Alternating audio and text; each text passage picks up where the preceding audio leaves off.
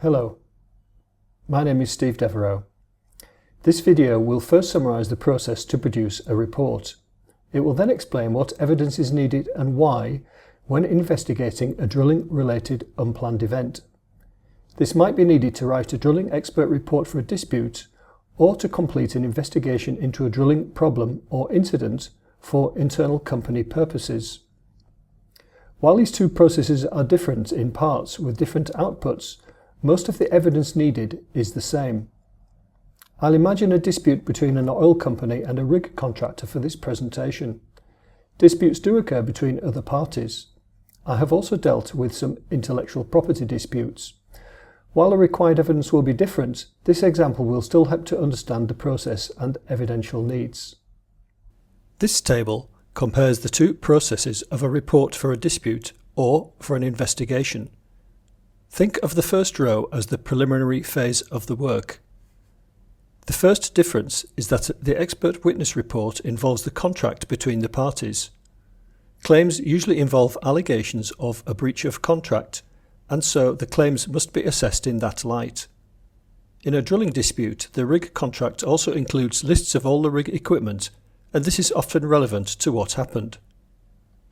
After I've studied and understood the various events, and check that I have the evidence needed at this stage, the next thing I do is to start building a timeline of events. This will start off with major milestones, like when the contract was signed, when the rig started drilling, the dates that the events occurred. Then I start to drill down into the events of interest to gain a more detailed understanding. With the expert witness report, I can then work with the legal team to sense check the claims and ensure that they are technically correct. I once had a case where my appointing party had drafted their arbitration notice, but happily had not sent it. They alleged that the other party had caused a blowout. A blowout is an uncontrolled flow of fluids from a downhole formation to the surface. It's extremely dangerous, expensive, and environmentally catastrophic. So this is a big deal. I wasn't aware of a blowout in this country at the dates in question. What actually happened was a sudden release of pressure trapped in the well, not a blowout.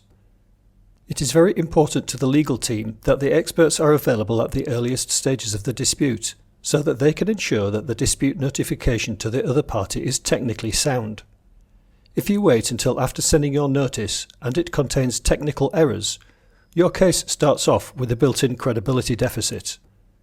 I strongly advise you to get your experts on board as soon as you know of an arising dispute, which also gives you a greater choice if the other side has not yet engaged experts. I would expect it to take 15 to 30 hours to assist the legal team on this, depending on the number and complexity of the issues. But that time is not separate, it is part of the overall work. It's not like it adds on 15 to 30 hours to the total if compared to not viewing the arbitration notice. I now move on to the detailed forensic work. The timeline will be refined over the period of each event, ideally using recorded data from the rig sensors, which allows me to build a timeline accurate to a few seconds. Recorded data is crucially important to this forensic analysis. While building the timeline, I'm writing what I call the research report. This is where I make notes of items of significance that I come across as I work. The source of each item is referenced in a footnote. It's really frustrating to see a note, and when the time comes you can't find the original source to reference. The legal team can see this work in progress and can contribute by raising questions or making comments. A weekly meeting can be very useful while drafting this. I'll build a mental picture of what was going on, which will lead to questions that I'll want to answer, and generally I know where to find those answers. It is difficult but important to keep an open mind through this process. I'm still following the evidence, and it's often the case that something will appear to change my view of the event.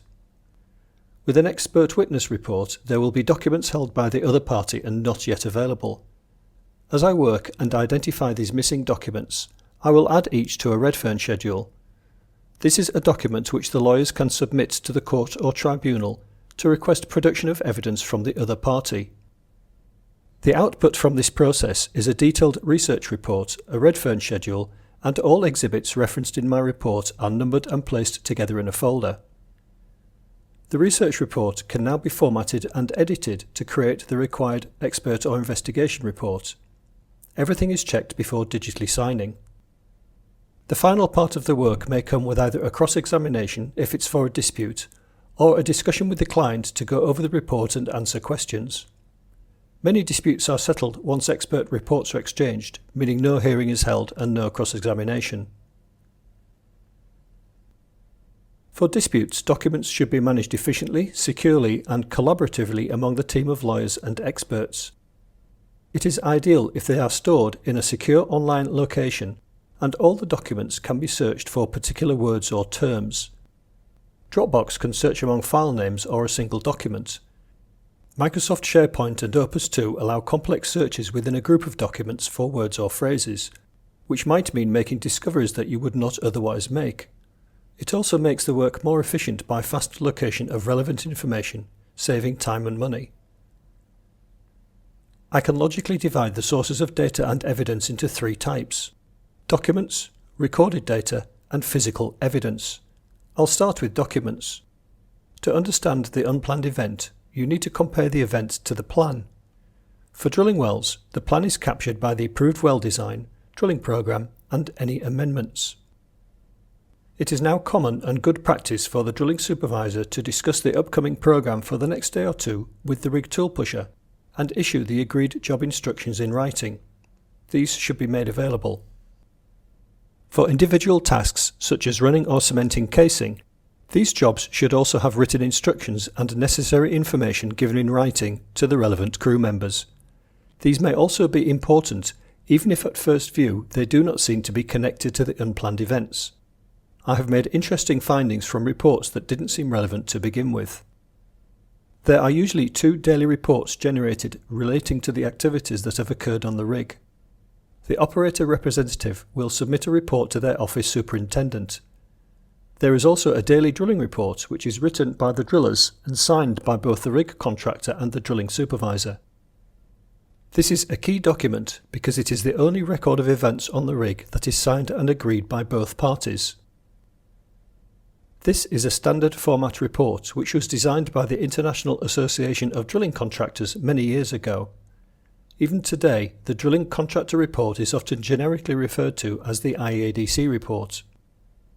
I worked as a driller for Brunei Shell in the early 1980s. This shows part of the daily drilling report format that we had to complete.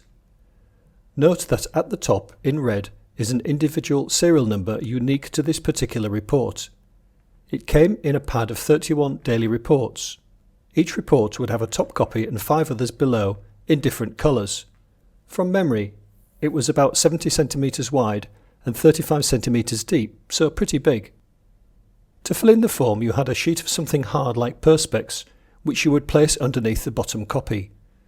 Using a ballpoint pen and pressing quite hard, completing the top copy created 5 carbon copies below. If you made a mistake, you could not just use another blank form because they had consecutive serial numbers.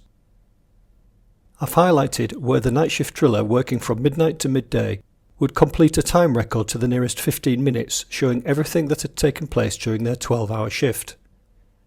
There is a lot of other information on this form in addition to the timed narrative of events which I won't go over now. The key thing for you to bear in mind is highlighted by the yellow box. The form is signed by both the drilling contractor tool pusher and by the oil company drilling supervisor or company man.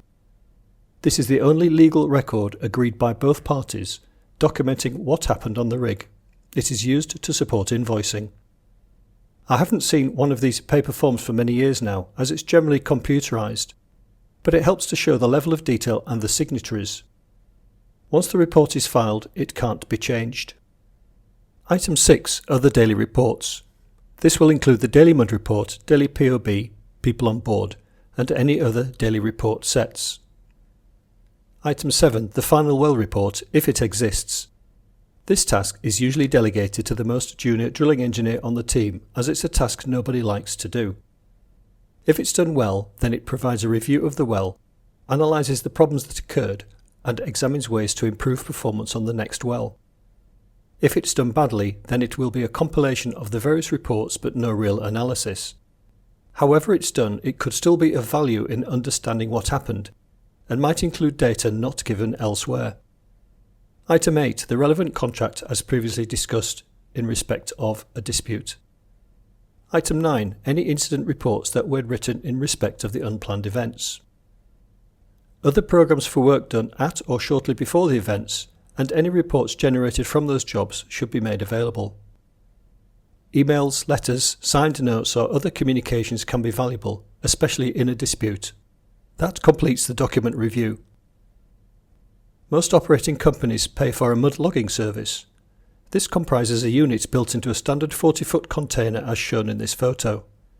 Sensors are placed around the rig recording a lot of key data: pressures, temperatures, drilling torques, etc. Data points from each sensor are generally stored every 5 to 10 seconds, and the trends displayed graphically inside the unit to the driller, the tool pusher and drilling supervisor offices. It's common now to stream the data back to the drilling office. The drilling superintendent onshore may have an app on their duty smartphone where they can see the streamed real-time data. The mud logging unit is usually where the rig site geologist sits to examine samples of rock cuttings coming out of the well and other data relating to the geology of the rocks being drilled. These graphical trends are sent in each day to the office showing the previous 24-hour day. This is the daily mud logging report. Note that the mud logging company will generally archive the data for 10 years after the well. So, if the operator says they don't have the data, be aware that they can request it for quite a long time afterwards. The rig might also have its own data recording system. This is a photo I took as a driller, so it dates back to the early 1980s. It's called a geolograph. There is a drum which rotates once in 24 hours. You can see a set of pens on arms along the top. These move across the drum, recording various data. The weight of the drill string rotary speed, pump pressures, etc. would be drawn on the chart as an analogue record. At midnight, the assistant driller would replace the recorded chart with a blank one. It's virtually impossible to forge a geolograph chart. This technology has been replaced with computerized data capture. I have not seen a working geolograph for maybe 15 years or more. This is the modern equivalent, a screen displayed in different offices around the rig. The rig recorded data and the mud logging data should both be made available to the expert. It will record data from different sensors to the mud logging unit, so that's useful if a sensor wasn't playing nicely. The rig system will also record data that the mud logging unit doesn't. One such key data set might be from the rig blowout preventer control system. This will show what commands were sent to the BOP and when. A subsea blowout preventer sitting on the seabed is likely to have separate pressure and temperature sensors inside the BOP. The mud logging unit will not record that data. I carried out an investigation into a stuck pipe incident. This shows the graphical output of the mud logging data which was included in my report. There are several vertical tracks. To the left, the red wavy line shows the weight of the drill string in the hole. The black line shows the position of the travelling block within the derrick in feet of height above the drill floor. The middle track shows the rotating speed of the drill pipe and the torque. The right-hand track shows the pump output flow rates and pressures. I annotated the report to the left to show what was going on at the time. Mud logging data is really of top importance in investigating any drilling-related problems. You need to get hold of both the daily mud logging reports showing the graphical trends and also the raw recorded data. With the raw data, a timeline of events accurate to a few seconds can be created. The graphs are very useful to see the big picture and identify times of interest, but the forensic analysis can't be as accurate as with the raw data. Here is a screenshot of recorded data in a spreadsheet format, which I used to analyse a different stuck pipe incident. The colour codings are mine to highlight different areas and events of interest. With this level of detail, I can tell exactly what the driller was doing before, during and after the pipe got stuck. You can see that the data rows are 5 seconds apart. Just using the graphical output cannot allow this level of analysis. With this timeline, I know what happened and when. The question then becomes, why did it happen? I was able to answer this and make recommendations to prevent a recurrence. Many rigs now have CCTV around key areas of the rig. A video will often reveal things not recorded anywhere else. Sometimes it can unlock key aspects of the incident. I once had to go offshore and investigate a well control incident. The rig had been removing old production tubing from a well, ready to replace it with new tubing. At 01:11 AM, crude oil started to flow up the old tubing and 40 feet in the air, covering everything downwind on this windy night. The driller closed the blowout preventer shear rams, cutting the tubing and sealing the well. The oil company accused the rig contractor of panicking and unnecessarily shearing the pipe, because they regarded the well as a no-flow well. That means that the pressure in the oil reservoir was not sufficient to make oil flow to the surface, and the oil had to be pumped up. I was sitting in the drilling supervisor's office during the investigation and asked if there were any video cameras on the rig floor. The drilling supervisor said that there wasn't. Over lunch, he recalled that on his previous 4-week hitch on the rig, a video camera had been installed on the accommodation near the helicopter deck. We went to the radio room and asked to see the recording. The camera was pointing directly at the rig floor and captured the whole incident. From this, I was able to build a timeline which showed that the well flowed crude oil for 13 minutes and 9 seconds before the shear rams were closed. There was no panic. It took several days to sort out the problem, fish the cut completion out of the well, and get back to planned operations. The video was absolutely key to understanding what happened and why. I took this photograph after climbing up the derrick.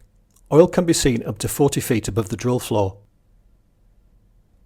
Some units on the rig belonging to service companies will also record data. If any of these units were active at around the time of the incidents being claimed for, request that data. End of job reports from the cement unit will usually show a graphical output of pressures, flow rates and other data from the job. Again, ask for the raw recorded data as well as any reports with graphical output. The third category I mentioned was physical evidence. If a component fails, preservation of that equipment without stripping it down is important. I once investigated an incident where a pressure relief valve failed to operate even at 1600 psi above its set value. Unfortunately, the valve was stripped down on the rig before being sent on shore. We were lucky that wear and corrosion marks allowed us to match up the components and reassemble it with everything in the same place. This was good luck and not good judgment. Any component that causes an unplanned event should be preserved as far as possible and sent in for examination. This is a summary of the evidence required to investigate a drilling incident or unplanned event. There is a link at the end of the video to download this list. This video has nearly finished. Thank you for your attention, and if you have any comments, you can use the links at the end to contact me. There are links to this and other free videos and training materials on my website. Bye for now.